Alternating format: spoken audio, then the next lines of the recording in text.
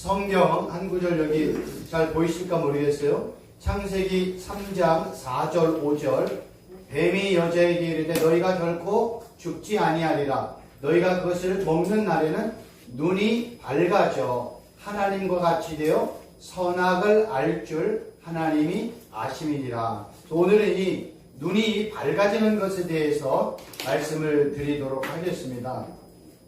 우리가 알고 있는 것처럼 하나님께서는 아담과 하와에게 선악을 알게 하는 나무의 열매를 먹으면 죽는다. 이것을 모트, 타모트 두 번 얘기했어요. 정령 죽는다 이렇게 표현했거든요. 근데 히브리어나 헬라어는 같은 단어를 두 번 쓴다는 것은 아주 강한 강조예요.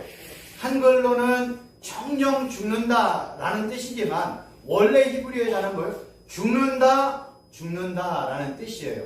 하나님이 이렇게 분명하게 경고의 말씀을 줬는데 우리가 아는 것처럼 악한 사단은 거짓된 미혹으로 말미암아 아담과 하와에게, 특별히 하와에게 그거 먹어도 안 죽어 라고 이야기를 했습니다. 이런 상황에 있을 때 선과 악의 기준이 명확하지 않는 이때잖아요, 사실은. 그러니까 하나님이 창조주로서 이것만 먹으면 죽는다, 다른 거는 다 먹어도 돼, 이 말씀만 하나 주셨단 말이에요. 그런 와중에 악한 사단이 그거 먹어도 안 죽어 라고 이야기했을 때 악한 사단의 미혹에 넘어간 이 아담과 하와가 올바른 선택을 한다는 게 사실은 쉽지가 않다는 거예요. 이걸 우리에게 적용을 해본다면 마찬가지로 우리는 날마다 하나님의 말씀에 순종하며 살고 있는가, 아니면 내 뜻대로, 아니면 악한 사단의 미혹을 받아 세상의 유혹대로 살아가고 있는가 점검을 해볼 필요가 있다는 거예요. 우리가 말로는 하나님의 말씀에 순종해야 된다는 이야기를 많이 해요. 그러나 정작 나의 삶의 현장에서 내가 말 한마디, 행동 하나, 이런 것들을 하고 안 하고에 대한 결정의 순간에 있을 때 나는 정말로 하나님이 기뻐하는 선택을 하는가, 아니면 악한 사단이 기뻐하는 선택을 할 것인가, 이런 갈림에 우리가 어떻게 보면 매일매일 서 있거든요. 그런데도 나도 모르는 사이에 우리는 악한 사단이 기뻐하는 대로 이렇게 말도 하고 행동도 하고 태도와 이런 가치관을 가지고 살 때가 생각보다 많이 있다는 거예요. 그러니까 이런 내용을 통해서 사실 하나님을 두려워하잖아요. 그럼 말 한마디도 사실은 어렵거든요. 내가 어떤 사람에게 막 분노하고 싶어도, 내가 잘못하지 않았는데도 나에게 해코지하고 나를 거짓말로 해서 내게 물질적인 손해를 끼치는 그 사람에게 나도 막 똑같이 하고 싶은데 하나님이 그 순간에 최 교수, 최 목사, 아무 말 하지 마. 아무 말 하지 마. 이렇게 우리에게 감동을 줄 때가 있잖아요. 깨달음을 줄 때가 있잖아요. 그때 반응은 두 배예요. 하나님 그 말씀대로 순종해서 요셉처럼 그 자리를 피해 도망치는 게 사실 제일 상책이거든요. 아니면 되게 그러잖아요. 내가 다른 거는 다 참아도 내가 이거 하나는 내가 못 참는다. 이럴 경우가 있단 말이에요. 근데 사실 그 순간을 넘어서는 게 중요하거든요. 하나님은요, 항상 우리의 말도 달아보시고 행동도 달아보시고 태도도 달아보시고 가치관도 달아보세요. 이 하나님이 우리를 달아볼 때는 우리 목사님이 잘 아는 것처럼 하나님이 뭔가를 우리에게 영적인 것을 성장시키든지 뭔가의 축복을 허락하실 때 항상 하나님은 우리에게 언어를 달아보시거든요. 그때 통과해야 돼요. 근데 이 통과하는 게 정말로 죽기보다도 어렵습니다. 아담과 하와가 악한 사단의 미혹과 괴계에 왜 넘어갔겠어요? 너무나 달콤한 미혹, 너무나 달콤한 거짓말로 유혹을 했기 때문에 그래요. 아담과 하와에게서 내가 금은 보아 다 줄게. 넘어가겠어요? 이 세상에 있는 모든 거 너가 다 가져도 돼요. 다 내 건데요? 세상에 하늘에 있는 날짐승과 땅에 있는 동물들과 심지어는 바다에 있는 물고기까지인지 모르겠지만 그런 온 육축 동물들에 대한 이름을 명명하여 이름을 지은 사람이 아담인데 아담에게 뭐가 부족함이 있겠어요? 아담에게 우리가 말하는 뭐 베네똥이나 이런 걸 준다고 해서 유혹하겠어요? 이 아담과 하와에서 최고의 걸림돌은 뭐예요? 내가 하나님처럼 되는 거예요. 나에게 하나님의 지혜를 소유하는 거예요. 내가 선과 악을 선택할 수 있는 결정권자가 되는 거예요. 약한 사람은 그거를 가지고 유혹했단 말이에요. 그래서 넘어진 거예요. 이렇게 하나님께서는 그거 먹으면 안 돼, 죽어 라고 말씀했지만 악한 사단은 뭐예요? 너무나 정반대로 절대로 안 죽어. 하나님은 뭐예요? 너 절대로 죽어. 악한 사단의 미혹은 뭐예요? 절대로 안 죽어. 그때 우리는 뭘 선택하겠어요? 안 죽는 걸 선택한단 말이에요. 죽는다는 얘기를 따라가겠어요? 여러분, 그 이사야, 예레미야에 보면, 예레미야나 에스겔의 내용을 보면 하나님의 선지자들이 이스라엘 백성들을 향해, 유다 백성들을 향해서 뭐라고 얘기해요?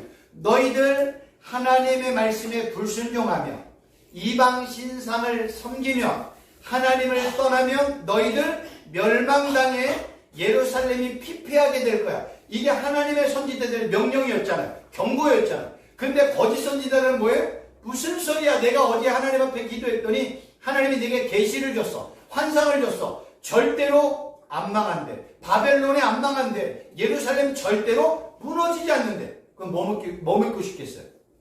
안 넘어지고 안 피폐하는 거를 사람들은 선택하는 거예요. 마찬가지거든요. 이러한 결정적인 순간에 있을 때 너무나 많은 사람들은 안 죽는다, 우리는 잘 된다, 형통하다, 우리는 복되다, 이거 선택하는 게 당연하거든요. 근데 하나님은 뭐예요?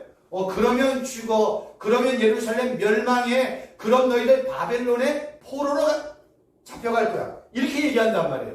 그때 나는 뭐 선택하겠어요? 거짓 선지자의 말이 미혹되니까 여기에 넘어가는 거예요.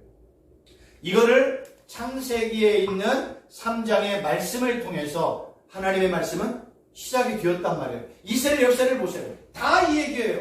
죽어, 안 죽어, 잘 돼, 안 돼, 요 얘기예요. 근데 이 거짓 선지자들은 뭐예요? 무조건 잘 된다, 무조건 형통하다, 조금만 견뎌라, 하나님이 열방들을 통해서 우리를 지켜준다. 그러면 좋은 얘기 우리는 선택하고 싶다는 거예요. 근데 하나님의 경고는 항상 맹렬한 징계와 진노가 있잖아요. 너희들 죽어, 그대로 된단 말이에요. 그러니까 이러한 경고의 말씀이 있을 때 얼마나 우리가 잘 분별할 수 있느냐, 이게 정말로 어렵습니다. 그러니까 이러한 분별력은 사실 뭐 여러 가지가 있겠죠. 그 중에 하나는 하나님의 말씀으로, 또 하나는 우리가 기도하는 가운데 하나님이 우리에게 깨달음을 주시고, 또 어떤 때는요 하나님이 여러 가지 상황을 통해서도 말씀하시고, 어떤 때는 어떤 목사님이나 어떤 분의 대화하는 동안에 우리가 하나님의 뜻을 발견할 수가 있어요. 이러한 네 가지 정도를 얘기해요. 하나는 하나님의 말씀, 하나는 또 기도하는 가운데, 아니면 환경, 또 하나는 어떤 사람의 말로 우리가 이러한 것들을 우리가 결정할 수 있는데, 이러한 네 가지를 전체적으로 봤을 때 네 가지가 다 종합적으로 이렇게 합당하게 되었을 때 그때 가장 좋은 선택이 일어난다라고 말씀하고 있습니다. 이 네 가지가 다 오는 경우는 사실 거의 없더라고요. 하나 내지 두 개. 그러니까 너무 헷갈리는 거예요. 그러면 이제 좀 더 지금 이제 악한 사단은 뭐 이거 먹으면 안 죽어, 하나님은 뭐 이거 먹으면 죽어, 이렇게 얘기했잖아요. 그럼 이제 이거와 연관된 말씀을 좀 드리도록 하겠습니다. 여기 보면 그것을 먹는 날에는 너희 눈이 밝아져 하나님같이 돼. 이건 악한 사단의 지금 미혹의 얘기예요. 그러면 너희 눈이 밝아진다라는 의미가 뭘까? 여기서 밝아진다라는 단어는요, 이 파카오라는 단어를 쓴데 눈이 열린다, 귀가 열린다 할 때 이 단어가 사용이 되어져요. 근데 이 단어가요, 사람과 연관이 되어 사용이 되어지면 맹인에게 시력이 회복될 때 이 단어가 사용이 되어져요.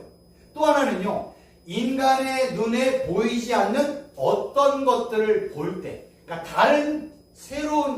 다른 차원의 어떤 내용들을 볼 때 눈이 밝아졌다라고 성경은 말해요.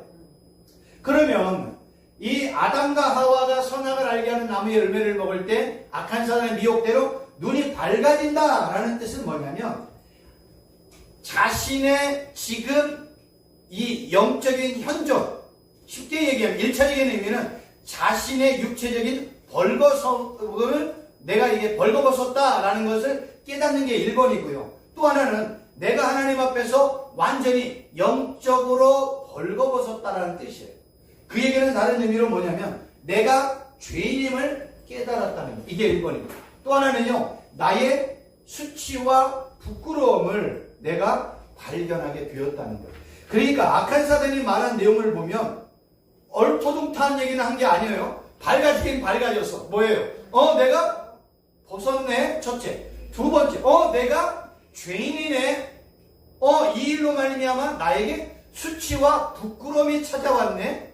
이러한 것들을 악한 사단은 교묘한 방법으로 마치 하나님처럼 된다는 식으로 미혹하게 넘어졌다는 거예요. 그러면 이 밝아졌다라는 내용과 연관해서 또 중요한 단어가 뭐냐면 벗었다라는 단어예요. 내가 벗었으므로. 창세기 3장 10절을 보면 하나님이 이제 아담과 하와를 찾아오잖아요. 근데 아담이 뭐라고 얘기했냐면 내가 동산에서 하나님의 소리를 듣고 내가 벗었으므로 두려워하여 숨었나이다. 여기서 단순히 벗었다는 건 내가 아무것도 안 입었다. 이런 의미, 1차적인 의미지요. 사전적이고 문자적인 의미지요. 그런데 성경이 말하는 벗었다라는 의미는 뭐냐면 하나님 앞에서 내가 뭐예요? 나의 수치와 나의 부끄러움과 나의 죄가 백일하에 드러났다는 거예요. 왜 이런 표현을 쓰냐면요. 죄의 결과의 첫 번째는 뭔지 아세요? 나의 수치가 드러나고 나의 부끄러움이 드러나는 거예요. 이걸 우리가 어떻게 할 수 있어요? 아담과 하와의 행동을 통해서 할 수 있잖아요. 아담과 하와가 하나님의 말씀에 불순종해서 자기들의 수치와 부끄러움을 자기들이 보고 깨달을 때 그들이 제일 먼저 한 행동은 뭐예요?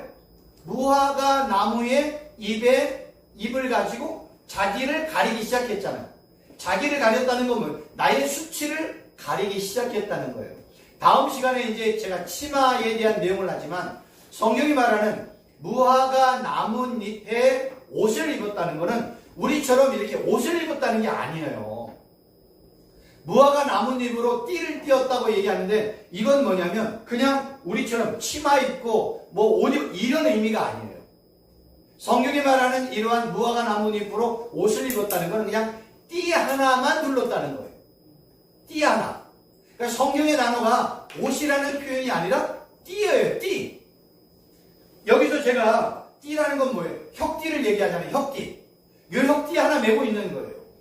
근데 신기한 건 뭔지 아세요? 제가 한 5년 전, 6년 전인가 이렇게 뭐 히브리어 헬라어를 많이 공부할 때 텔레비전을 봤어요. 그랬더니 아프리카 저 아주 그냥 골짜기에 있는 어떤 부족을 봤더니요. 옷을 안 입는 부족이 있어요. 그런데 그들이 옷을 입는 어떤 모습이 딱 하나 있는데 뭐냐면 내 허리에 띠를 띄어. 이게 정작이에요. 자기들 옷을 입었대요. 그리고 옆에 칼을 찼어요. 저걸 보고요. 제가 만약에 그 내용, 텔레비전을 통해서 그 내용을 제가 보지 못했다면 아담과 하와가 무화과 잎으로 띠를 띄었다라는 의미가 뭔지를 사실 몰랐을 건데 그 텔레비전에 방영되었던 아프리카 한 족속의 모습을 보고 아담과 하와가 무화과 잎으로 띠를 띄었다는 건 마치 뭐예요? 무화과 잎으로 하나의 뭐예요? 그냥 내 끈 하나 맨 거예요. 그게 인간이 자기의 수치를 가리는 하나의 모습이라는 거죠.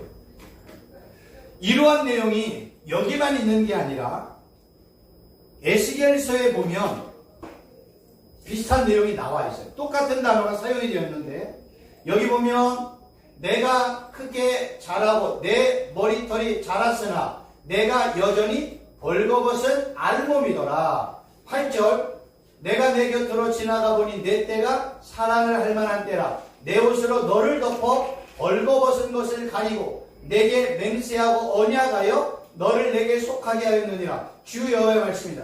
이건 뭐냐면 에스겔서에 언급되었던 이야기는 그냥 사람의 모습이 아니라 당시 예루살렘의 모습을 에스겔 선지자를 통해서 하나님께서 말씀하셨다는 거예요.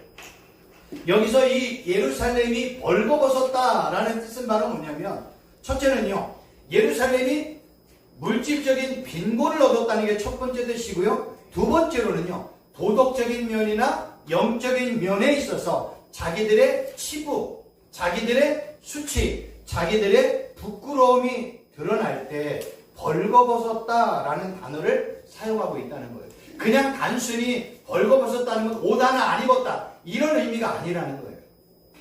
아담과 하와가 내가 벗었다, 예루살렘이 벗겨졌다, 이런 모습은 다 하나님 앞에서 예루살렘이나 아담과 하와가 하나님 앞에 범죄하여 하나님 앞에서 자기의 죄가 백일 안에 드러나고 자기의 수치와 부끄러움이 드러날 때 내가 벗었다라는 단어를 사용하는 거예요.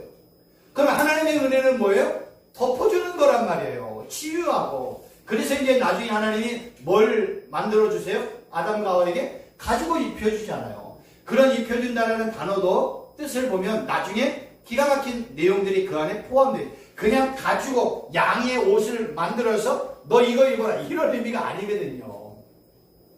이렇게 벗었다라는 건 수치와 부끄러움을 의미를 하는 거예요. 근데 여기서 이제 중요한 게 뭐냐면, 이렇게 아담과 하와의 수치와 부끄러움과 죄가 백일 안에 드러날 때 예루살렘 성전, 예루살렘에 있는 모든 유대인들이 하나님 앞에 범죄해서 수치와 부끄러움이 드러날 때, 죄가 백일 안에 드러날 때 이거를 가려주고 이 치부를 가려주는 분은 바로 누구다?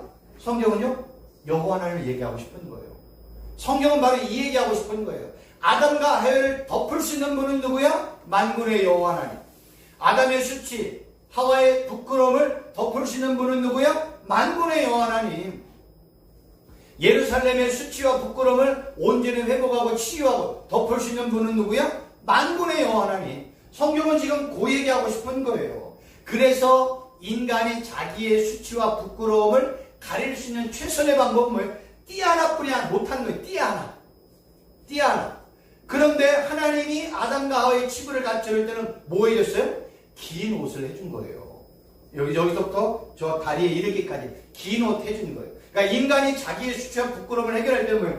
띠 하나 두르고 나 수치 가렸어, 나 부끄러움 가렸어, 이렇게 얘기하지만 우리가 알고 있는 것처럼 여기에 있는 최 교수가 혁띠 하나만 메고 있으면 얼마나 부끄러워요.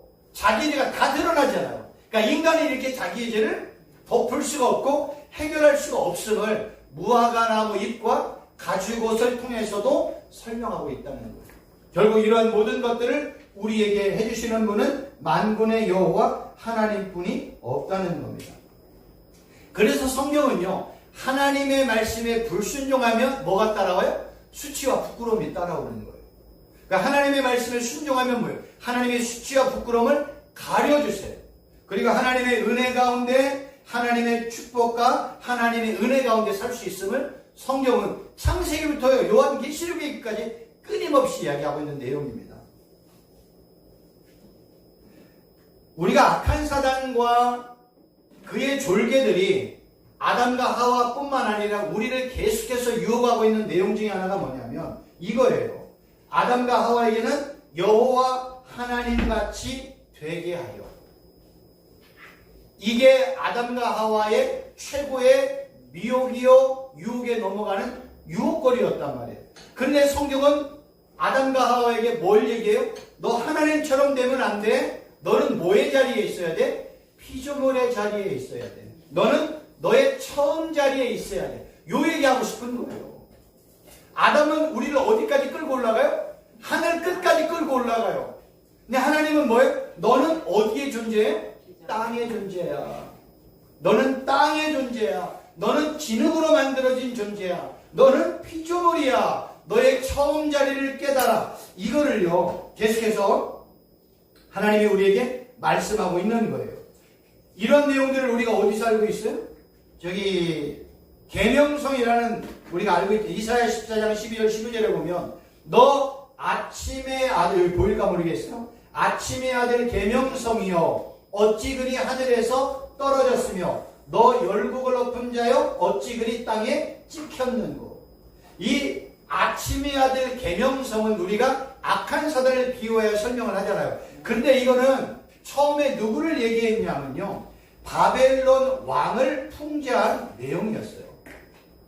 당시에 이 바벨론 왕은 나라가 뭐 어마어마하게 크고 장대하다 보니까 자기가 마치 온 세상의 만왕의 왕인 것처럼 그러한 교만 가운데 당시의 모든 백성들을 폭정으로 어려움으로 이렇게 통치했던 왕이 바벨론 왕이었어요. 그거를 당시의 선지자들이 이게 빙자하여 비유하여 너 아침의 아들 계명성을 당시의 바벨론 왕으로 비유하여 설명한 내용이라는 거예요. 이 내용의 핵심은 뭐예요? 너의 위치가 어딘 줄 알아? 너 내 분수를 알아야지 이 얘기하는 거예요. 많은 사람들이 실수하는 이유 중에 하나가 뭐예요? 자기 분수를 몰라. 우리 알고 있는 것처럼 너는 네 자신을 알라. 이 얘기는 뭐예요? 너의 위치가 어디야? 이 얘기하는 거예요. 성경은 뭐예요? 소크라테스는 이 진리를 모르니까 네 자신을 알라, 네 분수를 알라 이렇게 표현을 하지만 성경에서는 뭘 표현해요? 너의 위치가 어디야? 너의 현 주소가 어디야? 너는 땅의 존재잖아. 너는 피조물이잖아. 너는 진흙, 아파르, 아다마의 흙으로부터 나온 존재 아니야. 요 얘기를 성경은 지금 하고 있다는 거예요. 그래서 이 아침의 아들이 계명성이라는 뜻은 뭐냐면 거만한 자, 교만한 자, 어리석은 자를 얘기하는 거예요. 계명성이라는 뜻이 다른 게 아니에요. 어리석은 자, 교만한 자, 거만한 자. 당시에 이 바벨론 왕은 어리석으니까 교만하죠. 어리석으니까 거만하지. 여러분 지혜롭고요. 겸손한 사람은요. 지혜로운 자는 겸손해요. 지혜로운 사람은요. 은혜를 구한다니까요. 근데 항상 어리석은 자는 뭐예요? 교만하고 자기의를 드러나고 악한 행동들을 서슴없이 한단 말이에요. 왜 그럴까요? 어리석으니까. 그러나 지혜로운 자는요. 하나님의 은혜를 구하고 순종적이고 하나님만을 바라보며 살고 있다는 거예요. 그래서 이렇게 바벨론의 왕을 풍자하여 설명한 표현을 너 아침의 아들 계명성이라고 이야기하는 거예요. 그런데 우리가 알아야 될 건 바로 뭐냐면 이렇게 보좌에 앉았다. 어떤 왕자에 앉았다라는 건 바로 뭐냐면 그 땅덩어리, 그 지역을 통치하고 다스릴 수 있는 권한이 있다는 거예요. 그럼 이 우주 만물을 통치하고 다스릴 수 있는 권한은 계명적인 악한 사단이 아니라는 거예요. 왜요? 악한 사단도 뭐예요? 피조물이잖아요. 우리가 악한 사단에 대해서 오해하지 말아야 될 게 뭐냐면 악한 사단은요. 하나님이 창조한 피조물이에요. 그러니까 악한 사단은 사람의 심중에 있는 마음의 뜻을 알아요? 몰라요? 절대로 몰라요. 어떻게 알아요? 피조물인 제가 우리 목사님들의 마음을 알아요? 몰라요? 그러면 악한 사단인 피조물도 우리의 마음을 알아요? 몰라요? 절대로 몰라. 그런데 악한 사단이 왜 우리의 환경이나 상황이나 여건이나 이런 모든 것들을 왜 귀신처럼 알아요? 정보력 때문에 그래요. 악한 사단에게는 자기의 졸개들이 있잖아요. 자기의 졸개들을 에베소서에 언급되어 있잖아요. 그 졸개들을 통해서 많은 사람들의 정보들을 다 취약하는 거예요. 우리 위 목사님, 우리 윤 목사님에게는 요게 약점이구나. 우리 윤 목사님의 최고의 약점은 뭐예요? 니네 카톡에 올라오는 뭘까요? 연상의 아내, 연상의 여자 때문에 우리 목사님이 요새 많이 힘드시잖아요. 사모님이 연상이세요. 그래서 늘 연상의 여인 때문에 지난주도 못 나오셨다고 말씀하고 그러시잖아요. 약한 사단이 이렇게 각 사람 가운데 가장 미약한 점을 알고 있단 말이에요. 그걸 정보를 통해서. 근데 우리 예수님, 우리 하나님은 우리를 창조한 하나님이니까 나의 마음의 속뜻이 뭔지를 너무나 잘 알고 있는 거예요. 그러니까 우리가 하나님과 악한 사단을 분명하게 알아야 돼요. 하나님은 창조자, 악한 사단은 피조물. 그럼 피조물인 악한 사단은 언제까지 판을 치고 살 수 있어요? 창조주가 허락한 때까지. 그때까지만 하는 거예요. 그때가 언제인지는 아무도 모르지만 알 수 있는 건 뭐예요? 악한 사단도 피조물이라는 거예요. 이걸 잊어버리면 안 돼요. 그러니까 이 피조물인 악한 사단을 징계하고 심판하고 영원한 불못에 집어넣을 수 있는 권세와 능력 있는 분은 누구예요? 이 우주 만물을 창조한 진짜 창조주 하나님이신 만왕의 왕이시며 만주해 주신 하나님과 예수님뿐이 없다는 거예요. 그래서 이렇게 왕자, 보좌 이런 뜻은 뭐냐면 어느 한 지역, 어느 한 부분을 다스리고 통치할 수 있는 권세가 있다는 거예요. 그럼 이 우주 만물에 대한 진짜 통치권은 누가 있어요? 만군의 여호와 하나님 아버지, 만왕의 왕이시요 만주의 주가 되시는 예수 그리스도 한 분뿐이 없다는 거예요. 그럼 이 우주 만물의 진짜 축복을 받고 싶으면 우리는 누구에게로 가야 돼요? 이 우주 만물의 진짜 왕이신 주이신 하나님과 예수님에게 우리의 도움을 구하고 우리의 의지의 대상이 되고 찬양의 대상이 되고 경배의 대상이 되고 예배의 대상이 된다면 그 하나님, 그 예수님이 이 땅에 필요한 것도 우리에게 공급해 주신다는 거예요. 근데 여기에 이제 문제가 생기는 거예요. 하나님은 이 우주 만물의 진짜 소유자예요. 우리는 모든 것들을 다 하나님 앞에 구하면 되잖아요. 그런데 해보니까 안 될 때가 있단 말이에요. 한 10년 하면 줘야 되는데, 한 5년 하면 줘야 되는데, 안 온단 말이에요. 어떤 사람은 되는데 나는 안 돼. 이래서 약간의 이제 괴리 현상이 일어나는 거예요. 그러나 모든 축복은 만군의 여호와 하나님으로부터 우리에게 오는 것은 절대 불변의 진리라는 겁니다. 우리가 이 땅에 필요한 어떤 것을 구할 때, 재정이 필요할 때, 건물이 필요할 때, 사람이 필요할 때 우리가 구할 수 있는 분은 여기 언급되어 있는 것처럼 만왕의 왕이시며 만주해 주신 하나님과 예수님에게 구하면 반드시 이루어진, 이건 성경의 진리니까요. 이렇게 구해야 된다는 겁니다. 그런데 우리가 알고 있는 것처럼 이 악한 사단은 절대로 무너지지 않는 하나님의 권위에 도전해서 실패했잖아요. 그래서 하나님의 징계를 받고 땅으로 떨어졌잖아요. 근데 악한 사단이 이렇게 실패해서 땅으로 떨어졌는데 여기서 멈춘 것이 아니라 어떤 일을 했어요? 아담과 하와를 유혹했잖아요.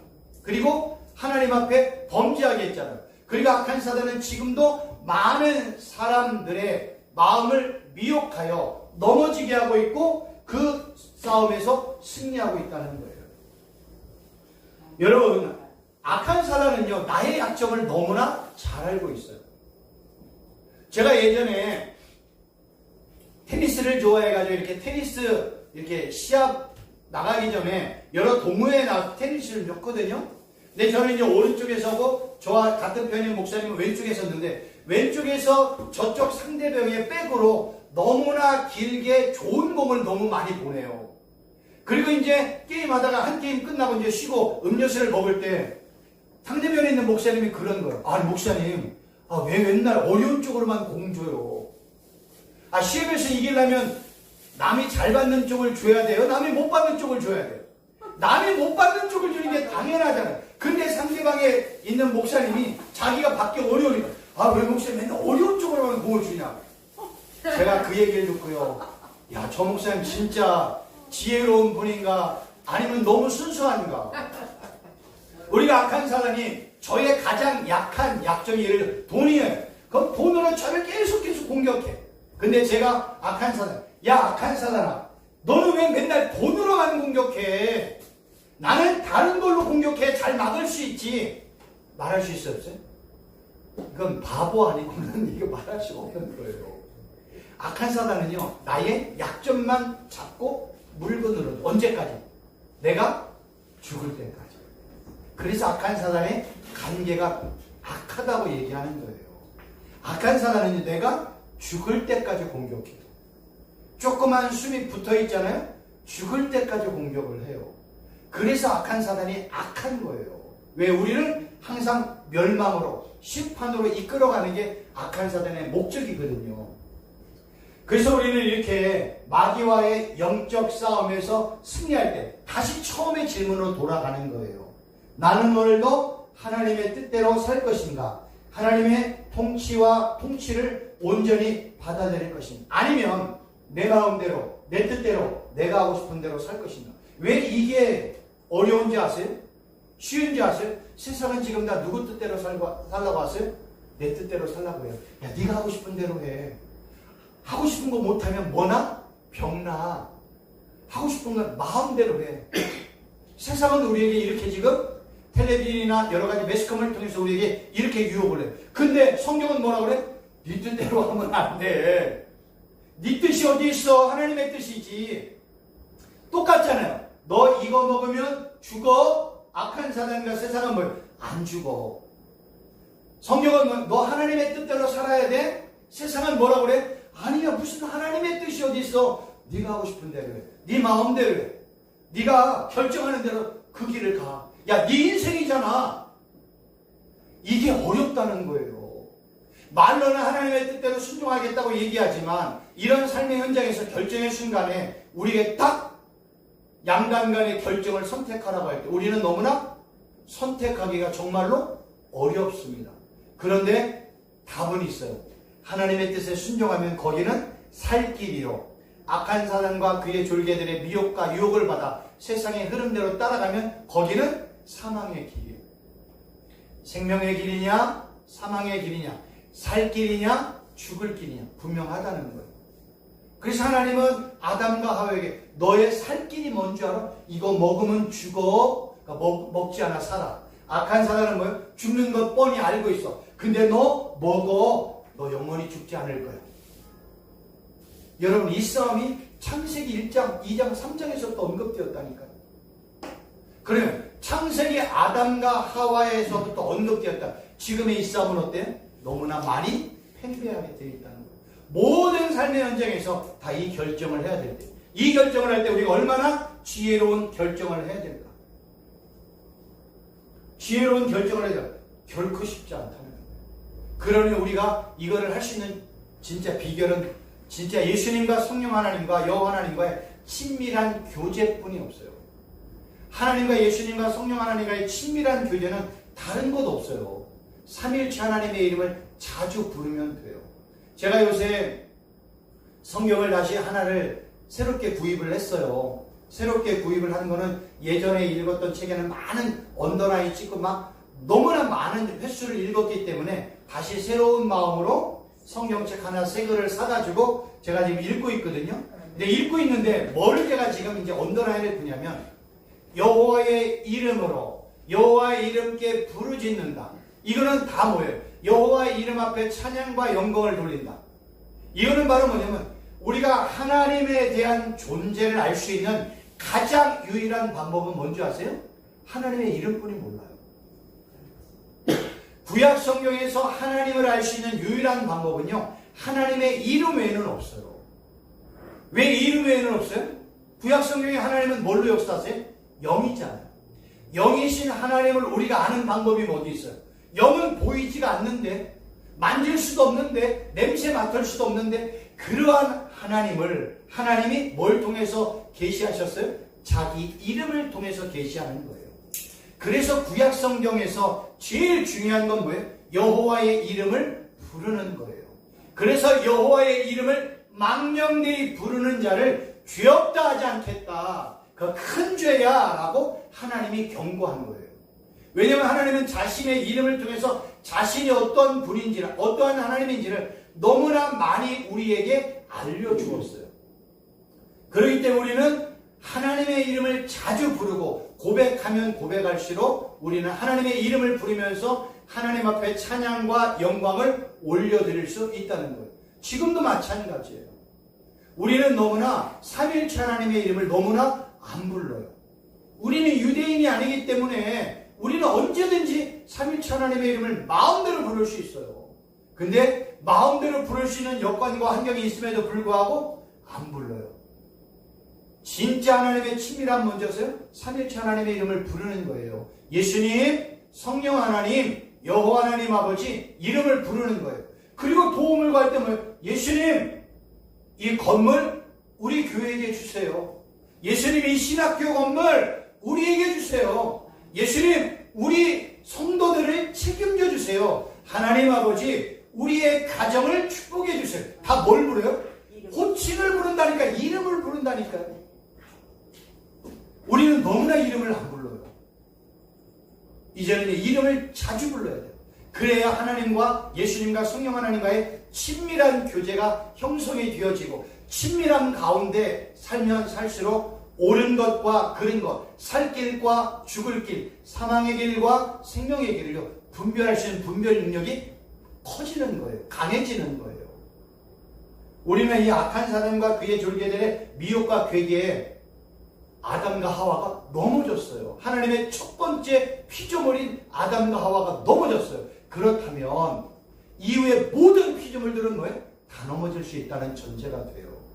안 넘어질 수 있는 건 뭐예요? 예수님과 연합된 적 살고 예수님의 말씀에 순종하고 예수님의 이름을 부르고 예수님만 바라보고 예수님만 사랑하고 예수님이 걸어가신 그 길을 똑같이 걸어간다면 우리는 악한 사단과 그의 들들의 미혹에 능히 이겨나갈 수 있는 힘과 권세가 있다는 겁니다. 오늘 여기까지 말씀을 드리도록 하겠습니다. 특별히 뭐 질문사항 없으시죠?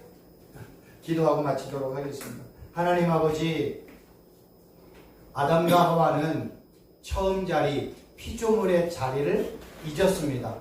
악한 사단의 미혹을 받아 하나님의 자리에 올라가려고 했고 하나님의 지혜를 소유하려고 했고 선과 악의 결정을 자신이 친히 하려고 했습니다. 그러나 이러한 모든 것은 하나님 앞에 죄요 그 결과 심판받고 에덴 동산에서 쫓겨나는 그러한 징계와 심판을 받았습니다. 악한 사단은 지금도 동일한 방법으로 우리를 미혹할 때 예수님의 이름을 부르면서 예수님과 친밀한 교제 가운데서 악한 사단의 그 괴계와 미혹을 능히 이겨나가는 우리 귀한 목사님들 되게 하여 주시옵소서. 모든 축복은 만군의 여호와 하나님으로부터 오기 때문에 우리가 예수님의 이름을 부르고 만군의 여호와 하나님의 이름을 부르면서 하나님의 축복을 매일매일 받아 누리는 우리 귀한 목사님들 되게 하여 주옵소서. 아멘. 예수님의 이름으로 기도하옵나이다. 아멘.